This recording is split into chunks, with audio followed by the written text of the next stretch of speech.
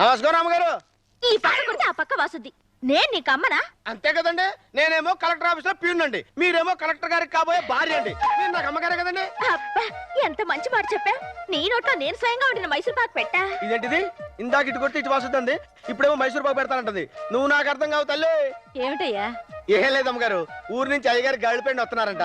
మధ్యాహ్నం భోజనాలు ఏర్పాటు చేయమని నన్ను పంపించారు. గర్ల్ ఫ్రెండా? ఆవిడెవరు?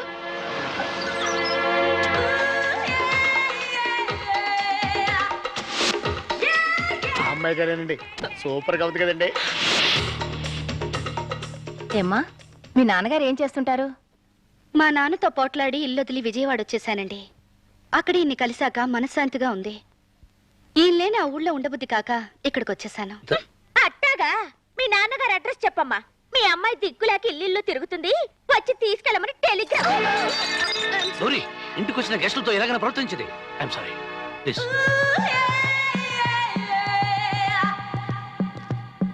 చూడద్దా బావా. లేకపోతే ఏమిటి, ఇంటికి వచ్చిన వాళ్ళతో ఇలాగైనా ప్రవర్తించడం? ఏమయ్యా, ఇద్దరు అలా నవ్వుకుంటున్నారంటే వాళ్ళ మధ్య పరిచయం ఏ లెవెల్లో ఉంటుందంట? ఇంటి దాకా తీసుకొస్తే ఇంకా లెవెల్స్ ఏంటి, లవర్సే. వాళ్ళిద్దరు కాఫీలో పంచదారలాగా, బజ్జీల్లో మిరపకాయల్లాగా, పాయసంలో జీడిపప్పులాగా